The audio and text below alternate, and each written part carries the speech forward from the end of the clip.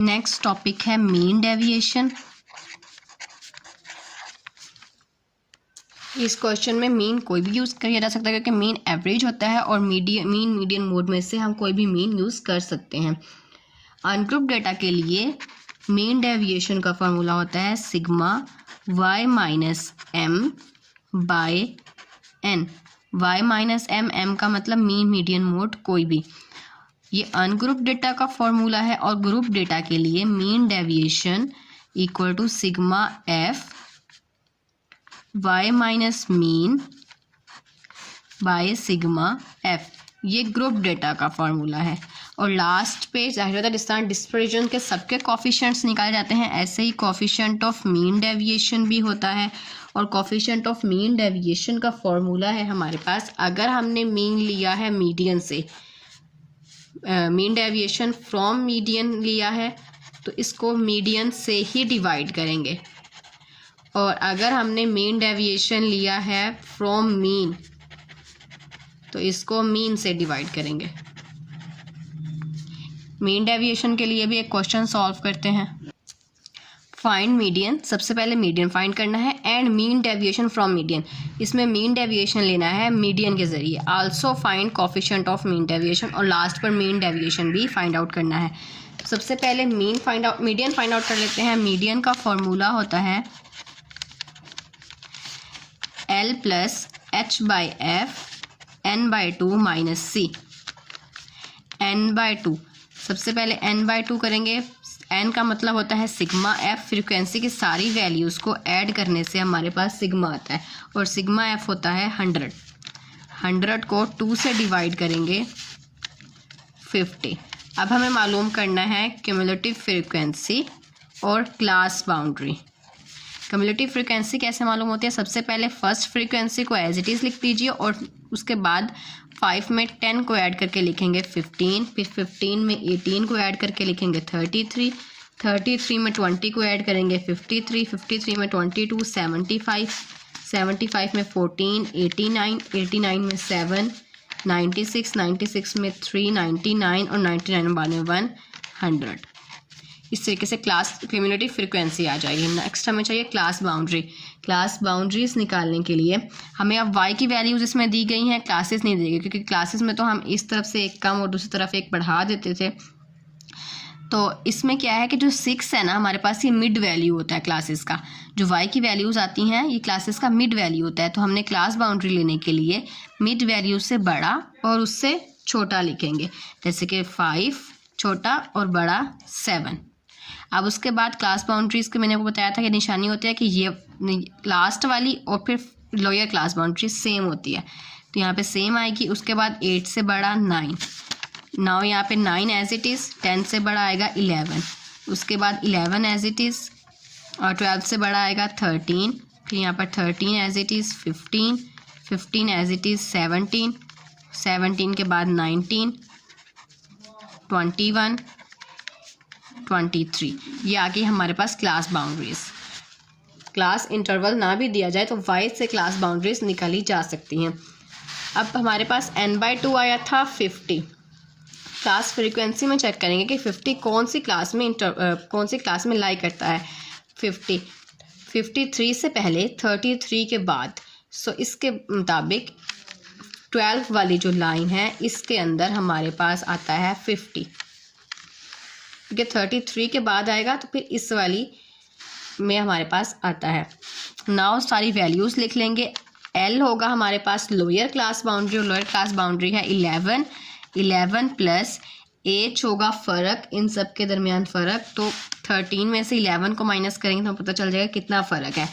2 का डिफरेंस है। फ्रीक्वेंसी हमने लेनी है जो हमने मार्क की है 20।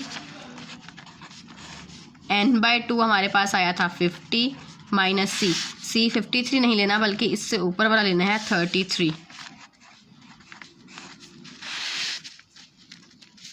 11 प्लस 2 करेंगे डिवाइड 20 से, 2 divide 20 0.1। 50 minus 33 equal to 17। 17 multiply हो जाएगा 0.1 से, 0.1 से मल्टीप्लाई होगा 17। 1.7. Now 11 plus 1.7 equal to 12.7. ये आ गया मीडियन. अब हमें चाहिए मीन डेविएशन मीडियन से. तो मीन डेविएशन मीडियन से निकालने का फार्मूला होता है mean deviation equal to sigma F y minus median by sigma F. y minus median, हमने y की सारी वैल्यूज़ को, सारी ऑब्जर्वेशंस को मीडियन से माइनस करके एक अलग टेबल बनाना है. y minus median. जो बार्स लगाई हैं, इस बार्स का मतलब होता है एब्सोल्यूट वैल्यूज़ लेनी है, मतलब सारी पॉजिटिव लेनी है, नेगेटिव वाली नहीं लेनी. 6 माइनस 12.7 हमारे पास आएगा 6.7. और इसी तरीके से 8 माइनस 12.7, 10 माइनस 12.7 सारे फाइंड आउट करेंगे. और अगर साथ नेगेटिव का साइन आता है, जैसे कि इस वाले में हमारे पास माइनस 6.7 आया था, तो नेगेटिव हम हटा देंगे क्योंकि एब्सोल्यूट वैल्यूज़ की बार्स लगी हुई हैं यहाँ पर. एब्सोल्यूट वैल्यू में सिर्फ पॉजिटिव वैल्यूज़ लेते हैं. माइनस हटा देंगे और 6.7 लिखेंगे. इसी तरीके से हम सारे y minus median find out करेंगे. 4.7 मुकम्मल एक टेबल बना लिया है मैंने y माइनस मीडियन करके. अब क्या करना है, हमें f के साथ, फ्रीक्वेंसी के साथ इसको मल्टीप्लाई करके उसका सिग्मा चाहिए. यानी कि फ्रीक्वेंसी को जो हमने ये नया टेबल बनाया है इसके साथ मल्टीप्लाई करेंगे और लास्ट पर उनको प्लस करेंगे. तो जो हमारे पास आंसर आएगा वो हम यहाँ पर लिखेंगे. नया टेबल बनाएंगे, f मल्टीप्लाई होगा y माइनस मीडियन से. फ्रीक्वेंसी की वैल्यू 5 को मल्टीप्लाई करेंगे 6.7 से, 33.5. इसी तरह 4.7 को मल्टीप्लाई करेंगे 10 से, 47.5. 2.7 को मल्टीप्लाई करेंगे 18 से, 48.6. नाउ 0.7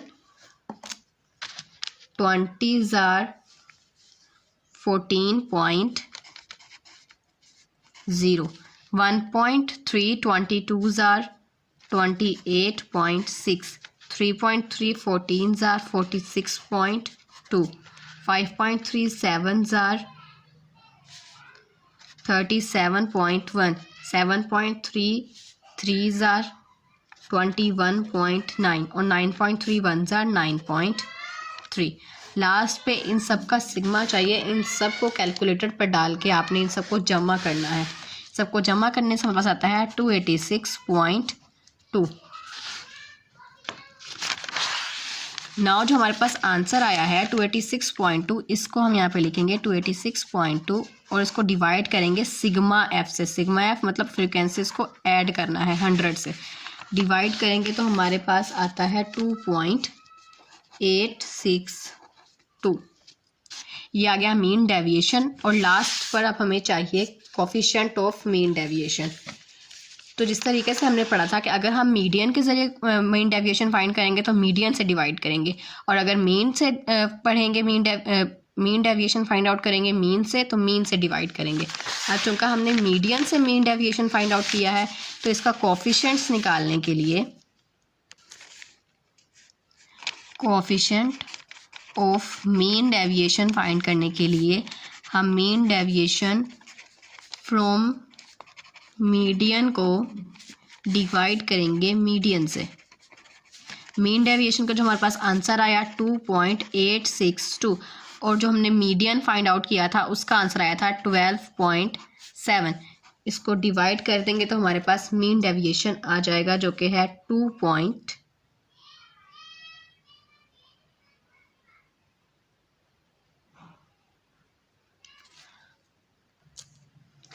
0.2254.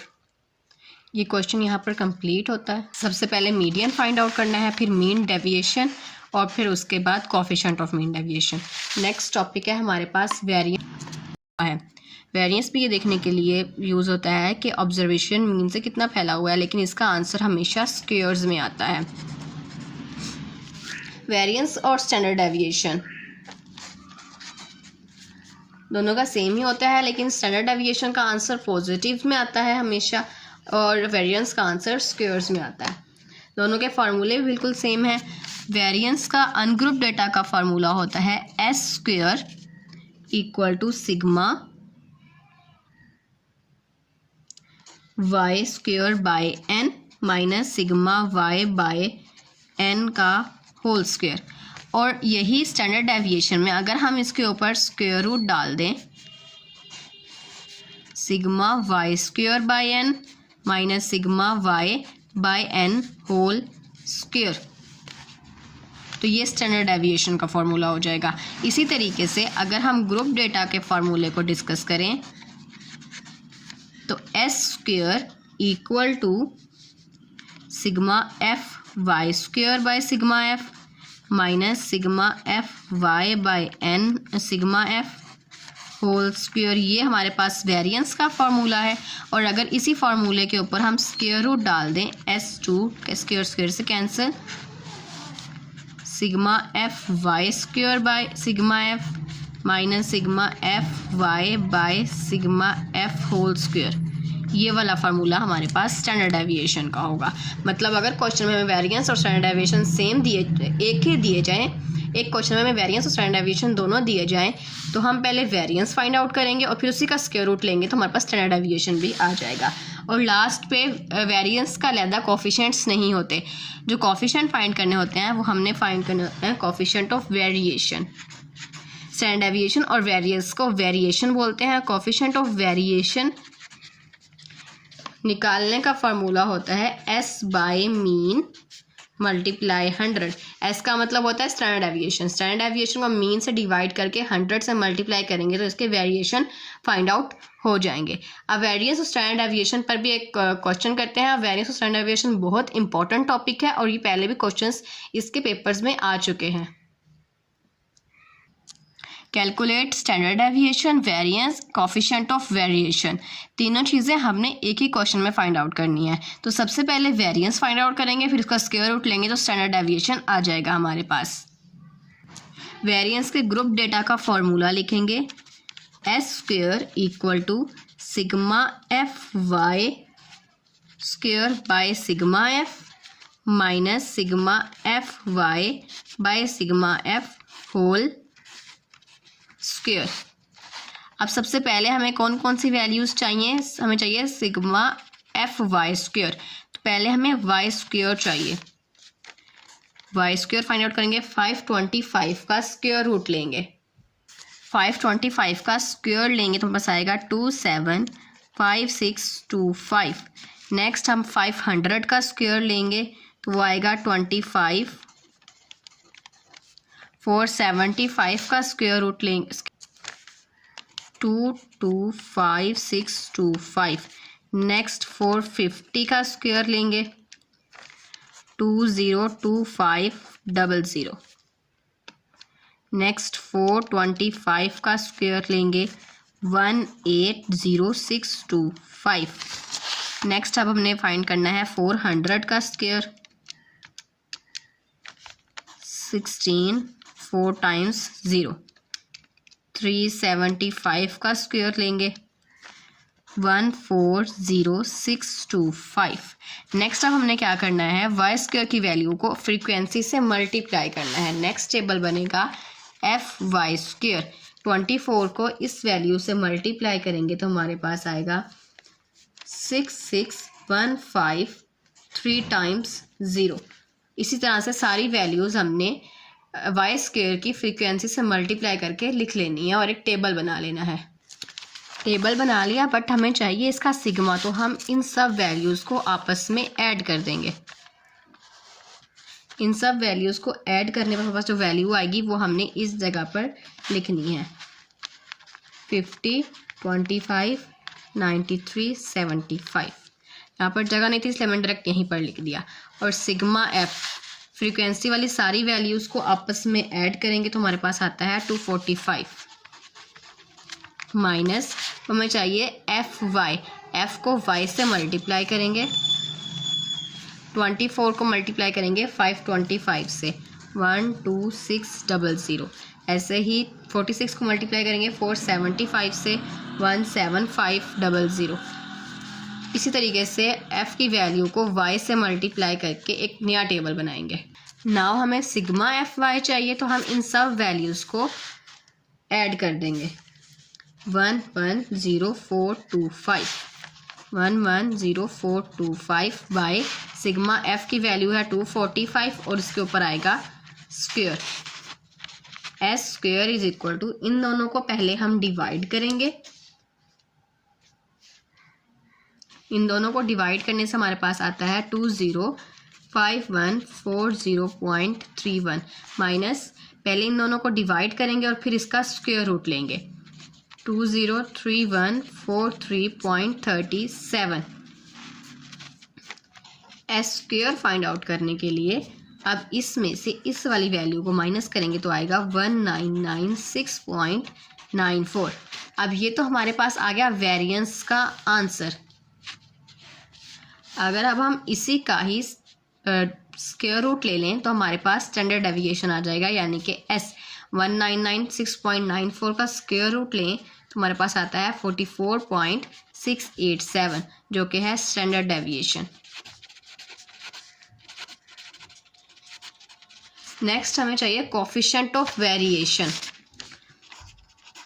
कोफिशिएंट ऑफ वेरिएशन, इसका फॉर्मूला है S.D मतलब standard deviation by mean multiply 100। Standard deviation का जो आंसर आया 44.687 बाय मीन। मीन का आंसर हमें यहाँ से मिलेगा कि सिग्मा एफ वाई की सारी वैल्यूज़ को अगर हम डिवाइड कर दें, मतलब जो आंसर आया है उसको डिवाइड कर दें फ्रीक्वेंसी के सिग्मा के साथ, जो इसका आंसर आया था, तो हमारे पास मीन आ जाएगा। एफ वाई की वैल्यू को एफ वाली वैल्यू से डिवाइड करने से हमारे पास आता है 450.71। 43 है उसको हम स्किप कर देंगे। Next multiply 100। अब पहले इन दोनों को डिवाइड करें और फिर उसके बाद मल्टीप्लाई 100 करें तो हमारे पास आता है 9.914। अब ये परसेंटेज का क्वेश्चन है, लास्ट पे 100 आया तो हम यहाँ पे परसेंटेज का निशान लगा देंगे। ये परसेंटेज का फार्मूला यही होता है, एक वैल्यू को दूसरे से डिवाइड करके मल्टीप्लाई करना होता है 100 से, और वेरिएशन जो है इसके लास्ट में हम परसेंटेज का निशान लगा देंगे। और यही थे आज के हमारे मेजर्स ऑफ डिस्पर्जन्स। ये सारा टॉपिक मैंने आपको समझा दिया है, क्लियर कर दिया है। अब आपने क्या करना है, पास्ट पेपर्स के क्वेश्चंस करें, साथ ही जो बुक में क्वेश्चन दिए गए हैं मेजर्स ऑफ डिस्पर्जन्स के वो सॉल्व करें। आपकी इस टॉपिक की बहुत अच्छे से तैयारी हो जाएगी। कोई भी सवाल हो तो आप कमेंट सेक्शन में पूछ सकते हैं। तब तक के लिए अल्लाह हाफिज़। कोई भी सवाल हो तो आप कमेंट सेक्शन में पूछ सकते हैं। अल्लाह हाफिज़।